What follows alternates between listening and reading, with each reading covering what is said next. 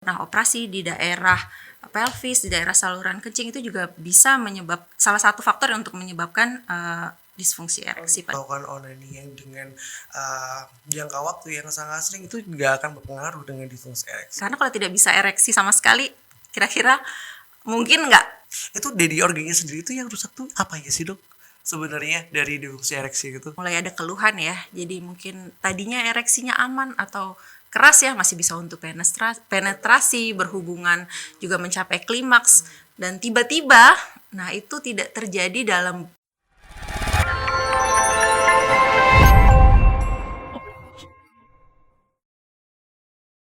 Assalamualaikum warahmatullahi wabarakatuh. Selamat datang di podcast Sapa Sehat Rumah Sakit Umum Universitas Muhammadiyah Malang. Perkenalkan, saya Wendy yang akan membawakan podcast pada hari ini. Nah, kebetulan tema podcast hari ini itu kita akan membahas tentang disfungsi ereksi pada pria. Mungkin secara umum disfungsi ereksi pada pria ini pasti itu karena pada pria ya, apalagi dengan pria-pria yang lanjut usia. Nah, tema kali ini kebetulan saya nggak sendirian. Saya akan ditemani oleh pakar spesialis urologi di Rumah Sakit UMM. Langsung saja kita perkenalkan Dr. Astarin Ardiani, spesialis urologi. Halo dok, selamat pagi dokter. Selamat pagi Mas Gimana? Wendy. Halo, biasanya kita ketemu di ruangan ya dok Iya, ya. sekarang ketemu di podcast. Kita akan diskusi nih dok pagi-pagi ini. Kayaknya seru sekali ya dok ya pembahasan tema kali ini. Sebelum kita melanjutkan tentang apa tema hari ini, mungkin sobat sehat di rumah juga penasaran disfungsi ereksi pada pria itu seperti apa sih dok? Oke, jadi disfungsi ereksi sendiri ya itu didefinisikan sebagai ketidakmampuan ya seseorang untuk mencapai klimaks karena ereksinya itu terganggu. Nah, seperti itu definisi secara umumnya. Kata lain dari disfungsi ereksi pada pria itu apa sih dok sebenarnya? Kalau di awal mungkin orang kenal impoten ya. Impoten, Iya. jadi laki-laki tidak bisa ereksi ya dok Betul. ya. Oke, terus dari pengertian itu penyebab. Nah, penyebab utamanya ini dok, mungkin orang-orang di rumah apalagi pria-pria yang sudah berumah tangga itu pasti akan pasti pernah ya pernah mengalami namanya disfungsi ereksi. Nah, penyebabnya itu seperti apa sih dok? Pasti ini kan bagi pria juga sangat meresahkan sekali, apalagi pria-pria yang sudah berumah tangga. Ya, betul ya. Seperti yang dikatakan Mas Wendy. Jadi kebanyakan itu sekitar 80% ya disebabkan oleh faktor organik. Sedangkan 20%-nya itu faktor psikogenik atau psikologis kebanyakan. Oh, dari psikologis. Iya, betul. Oke, kalau misalnya dari psikogenik katanya dokter Astari itu jadi dari mananya dok? Jadi kalau dari psikogenik, biasanya kalau dari psikogenik itu kebanyakan pada usia muda. Jadi mungkin ada tekanan di pekerjaan atau dari hubungannya di rumah tangga, dia makin depresi. Nah, sehingga dia menyebabkan disfungsi ereksi pada saat ingin berhubungan juga bisa seperti itu. Jadi mendadak gitu kejadiannya. Oh, itu berarti stresor. Ya, betul. Stresor, Karena adanya stresor oke. sehingga terjadi disfungsi ereksi. Oke, kalau misalnya stresor nih dok, untuk pencegahannya sendiri seperti apa sih dok? Mungkin banyak ya dok ya, kayak pekerja-pekerja kantor atau dengan jam kerja yang sangat tinggi, mereka kan nggak bisa meninggalkan pekerjaannya otomatis secara itu. Mungkin ada nggak sih cara untuk mengatasinya itu? Oke. Jadi untuk mengatasi karena akibat psikogenik ya, otomatis kita harus menjaga kesehatan mental itu nomor satu ya. Betul. Jadi untuk pekerjaan ya mungkin ada kalanya istirahat, ya istirahat, terus kemudian pada waktunya bekerja dan tidak lupa olahraga dan menjaga hidup sehat seperti itu. Tidur yang Menjaga cukup. hidup sehat. Iya. Konsumsi mungkin dari dokter Astrid ada nggak sih konsumsi yang pas untuk orang yang sudah mengalami disfungsi ereksi? Maksudnya konsumsi Makanannya, makanan. Oke. terus kayak apa, ada multivitamin atau apa gitu untuk memperbaiki masalah itu. Jadi sebenarnya kalau faktor psikogenik ya, makanan yang mengandung multivitamin dan mineral ya, Oke. terutama itu bagus untuk disfungsi ereksi. Tapi itu dengan syarat tidak ada gangguan pada organnya sendiri ya. Kalau misalnya sudah ada gangguan dari organnya sendiri, mungkin harus dibantu dengan obat atau terapi yang lain. Seperti itu. Gitu. Jadi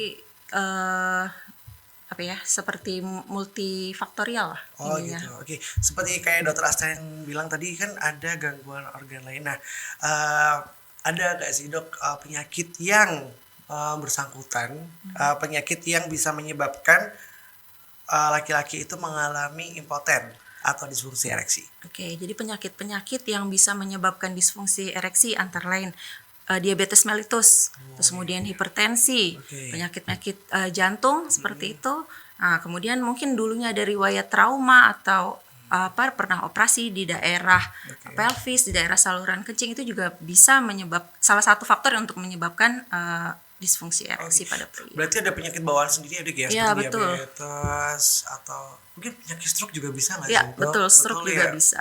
Oke, rata-rata nih dok, kalau misalnya tadi dokter Astrid kan bilang kalau misalnya usia muda bisa kena juga gitu ya dok ya. Nah kalau usia muda itu berarti dari pola hidup. Ya betul, seperti yang saya sebutkan tadi ya, kalau usia muda kebanyakan itu psikogenik sebabnya. Oh Itu gitu. ada organik mungkin yang penyakit diabetes mellitus bawaan ya, mungkin dari lahir. Nah itu bisa karena faktor organik. Namun kalau sudah dewasa ya terkenanya, itu kemungkinan kebanyakan dari psikogenik seperti itu. Mungkin rentan umur dok, rentan umur orang laki-laki yang terkena disfungsi ereksi mungkin dari yang tua dulu deh dok. Maksudnya umur yang udah lanjut usia itu sekitar umur berapa sih dokter rasanya? Kalau lanjut usia mungkin 50-60 ya, sudah 50, mulai ada gejala. Oh jadi gejalanya itu biasanya kan laki-laki normalnya itu pagi hari kita bangun tidur Iya. itu kita pasti ereksi. Tapi Betul. kalau misalnya dalam umur segitu, jadi dia nggak bisa ereksi dong. Iya betul. Jadi kalau sebabnya itu karena faktor organik, dia morning erection-nya itu tidak ada.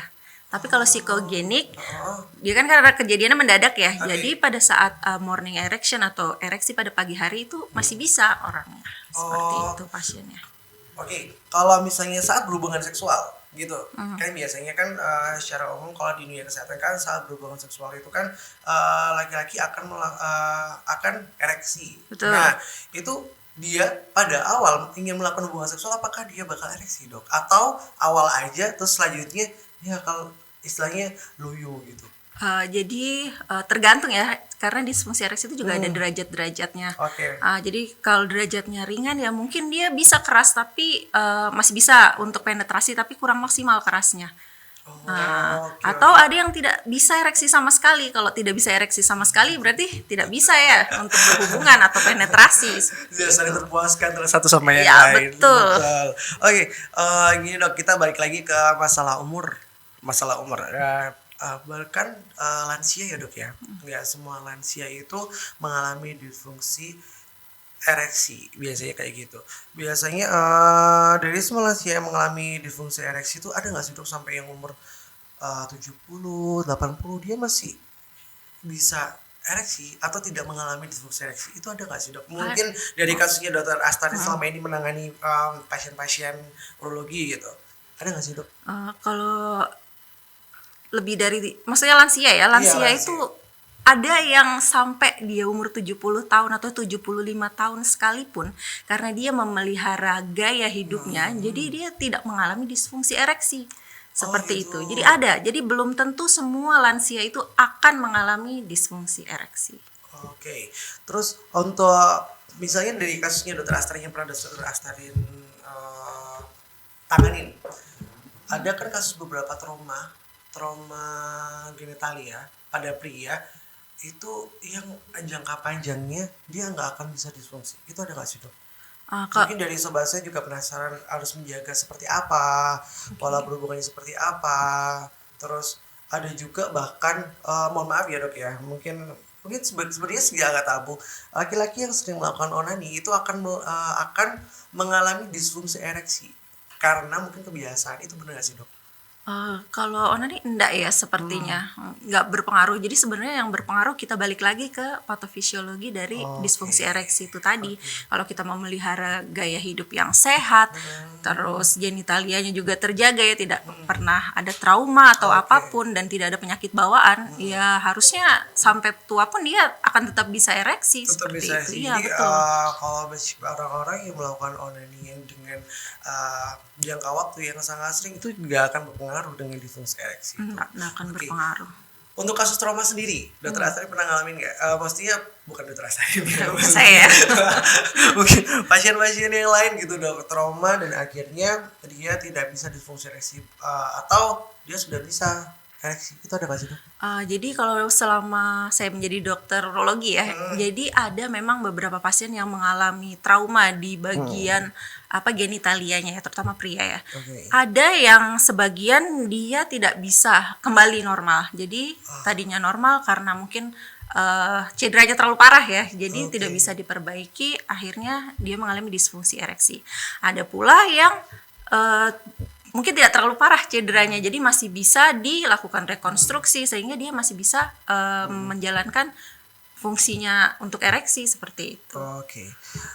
Jadi tergantung dari kasusnya sendiri. Iya ya, dok, betul, ya. dari kasus. Oke, dari penjelasannya dokter Astarin beberapa, saya mau tanya ini, ada beberapa faktor resiko yang bisa dokter Astarin jelaskan untuk sobat sehat yang di rumah, faktor resiko dari disfungsi ereksi tersebut dok. Oke, jadi faktor resikonya seperti itu tadi ya.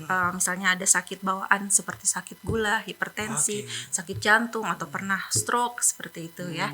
Terus kemudian psikologis sama gaya hidup yang tidak baik seperti merokok atau minum alkohol. Nah, seperti itu. Itu mungkin rata-rata yang udah rumah tangga atau bapak-bapak yang di rumah biasanya kan gitu dok, merokok setiap hari, terus minum alkohol setiap hari. Oke, terus dok ini ya pertanyaan terakhir ya dok ya. Langkah yang dapat dilakuin untuk mencegah dari disfungsi ereksi tersebut dok. Mungkin bukan hanya kalayak tua aja, mungkin dari kalayak muda, mungkin dari umur saya yang kadang kita nggak tahu nih kapan fungsi organ kita itu berfungsi atau enggak. Nah mungkin dokter Astrid bisa memberikan masukannya untuk sobat-sobat sehat yang di rumah. Oke, jadi kalau untuk sobat muda ya, Oh iya, yang sobat muda-muda nih muda. terutama. Betul. Oke, jadi ya satu tadi ya, mungkin kurangin merokok, konsumsi alkohol, pokoknya gaya hidup intinya. Gitu ya. Jadi apalagi kalau misalnya sudah punya penyakit bawaan, nah itu benar-benar harus terkontrol. Jadi misalnya ada hipertensi atau sakit gula ya harus kontrol ke dokter penyakit dalam supaya gulanya dan tensinya terkontrol terus. Itu sehingga dapat mengurangi resiko disfungsi ereksi di kemudian hari atau kalaupun harus terjadi kejadiannya lebih lambat, tidak lebih cepat seperti itu. Oh gitu. Nah kita dapat tanya mitos atau fakta. Nah, disfungsi ereksi itu bisa menyebabkan mandul. Itu mitos atau fakta sih dok? Jadi sebenarnya itu mitos ya. Oh mitos. Mitos Oke. karena memang itu secara tidak langsung mempengaruhi seseorang untuk mempunyai anak atau kehamilan ya. Karena kalau tidak bisa ereksi sama sekali, kira-kira mungkin nggak gitu. Ya sebenarnya mungkin, cuman lebih sulit ya daripada orang yang ereksinya normal karena dia kan misalnya harus menyemprotkan spermanya lebih dekat ke serviks ya. Oke. Itu kan jadi lebih jauh jadinya kalau misalnya dia tidak maksimal atau tidak bisa mendekati. Jadi kan spermanya mungkin rusak di tengah jalan atau tidak bisa lebih dekat mendekati telur seperti itu. Untuk pergerakan sperma sendiri untuk penderita yang disfungsi ereksi itu gimana dok? Pergerakan sperma waktu jalan ke dalam rahim. Nggak masalah sih kalau misalnya dengan catatan dia tidak ada masalah dengan produksi spermanya ya. Nah kalau misalnya tidak ada masalah dengan produksi sperma, aman. Sperma masih bisa bergerak dengan baik seperti itu. Kecuali dia sudah ada masalah, ya itu memperberat jadinya. Oke, berarti khususnya untuk sobat sehat apalagi yang laki-laki itu jadi pentingnya untuk memeriksakan kesehatan sperma sebelum menikah? Boleh. Boleh ya dok ya. Tapi kalau di Indonesia mungkin masih jarang ya seperti itu dilakukan. Jarang ya, Dok, Iya betul. Karena bukan suatu kebiasaan dari kita untuk memeriksakan sperma ya sebelum menikah. Kalau di luar negeri mungkin berbeda halnya seperti di sini. Oke. Satu lagi dok, saya juga penasaran dok, beberapa juga ada yang dia mengalami disfungsi ereksi untuk pola berkemihnya atau kencingnya. Itu apa ada gangguannya dok ya? Mungkin ada gangguan rasa nyeri atau gangguan tidak teraturnya dia saat berkemih. Itu ada nggak sih dok? Sebenarnya nggak ada ya. Nggak ada ya? Nggak ada berkemih dengan disfungsi ereksi. Itu dari organnya sendiri itu yang rusak tuh apa ya sih dok? Sebenarnya dari disfungsi ereksi gitu. Jadi kalau ereksi itu kan darah mengisi pembuluh darah ya, Betul. yang ada di penis. Nah berarti gangguannya mungkin ada di pembuluh darahnya, dari endotelnya mungkin rusak sehingga pembuluh darahnya itu seperti kaku ya, nggak bisa elastis untuk menampung banyak darah sehingga memaksimalkan ereksi. Baik dokter Astarin. Nah, mungkin banyak pertanyaan juga dari sobat sehat yang di rumah ini ya. Kapan sih harus memeriksakan kesehatan kita, khususnya pasien-pasien yang orang-orang yang mengalami disfungsi ereksi? Maksudnya waktu kita ngerasa seperti apa sih kita harus periksa kok saya seperti ini ya gitu dok.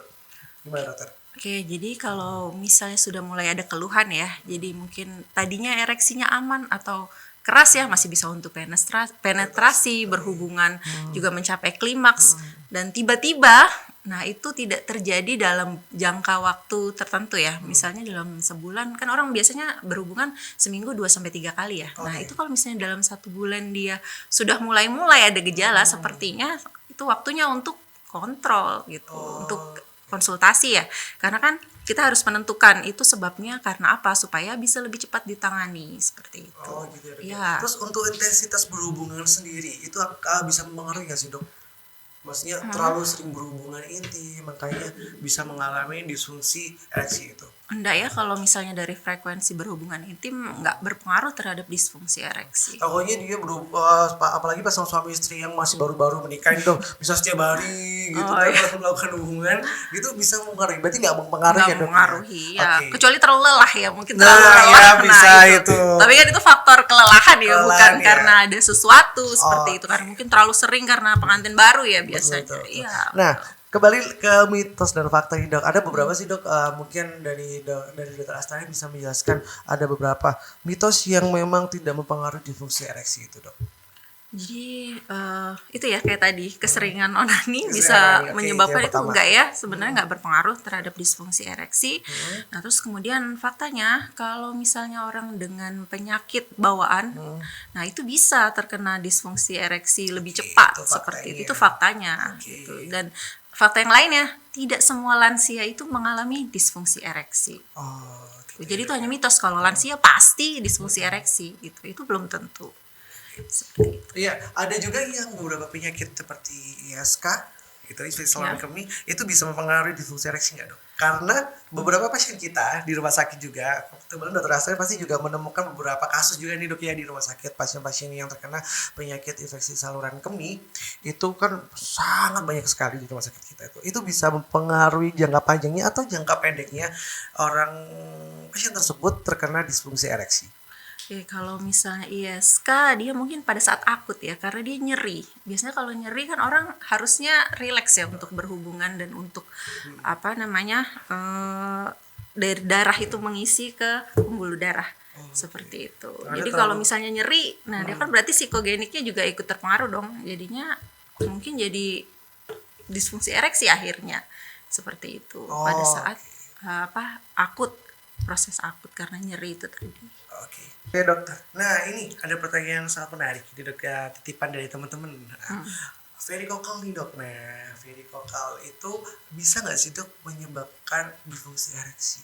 Atau bisa dokter Astri jelaskan varicocele itu seperti apa sih? Mungkin teman-teman di rumah juga mengalaminya tapi nggak tahu nih apa tuh varicocele kayak gitu. Oke, jadi kalau varicocele itu adalah pelebaran vena ya di yang mengelilingi testis itu biasanya di skrotum itu gejalanya seperti ada cacing kayak kantong berisi cacing gitu ya.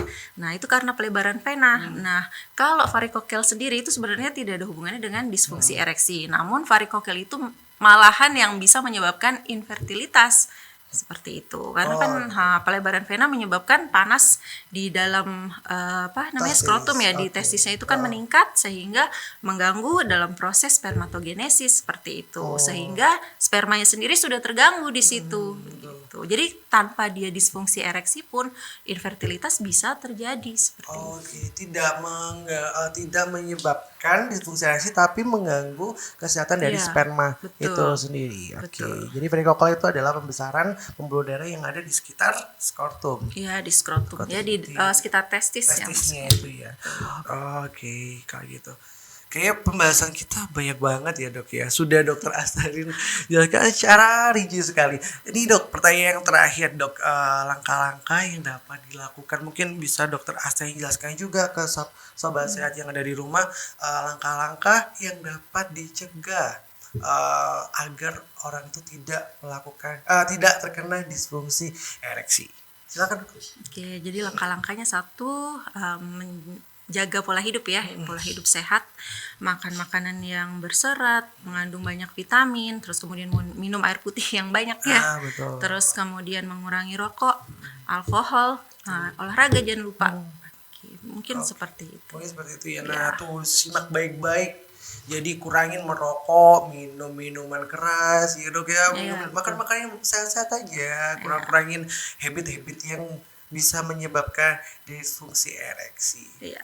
Oke, sobat sehat, tidak terasa podcast kali ini sudah berakhir dengan tema disfungsi ereksi.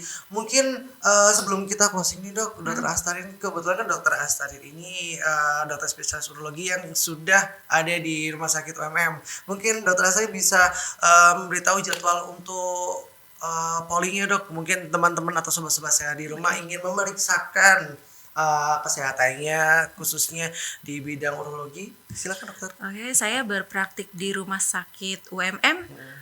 Jadwalnya Selasa, Kamis, dan Sabtu pukul 8 sampai 10 pagi. Baik sobat sehat, tidak terasa podcast Sapa Sehat kali ini sudah selesai. Semoga bermanfaat khususnya untuk pasangan-pasangan yang ada di rumah atau anak muda yang mengalami gangguan seksualitas terutama tentang disfungsi ereksi. Mungkin dari teman-teman di rumah ada pertanyaan atau ingin segini mau podcast apa lagi sih, bisa langsung komen di bawah ini. Dan jangan lupa untuk komen dan subscribe channel YouTube kita di UMM Hospital. Dan saya Wendy dengan Dr. Astarin undur diri. Terima kasih, sampai jumpa di podcast Sapa Sehat selanjutnya. Assalamualaikum, dadah.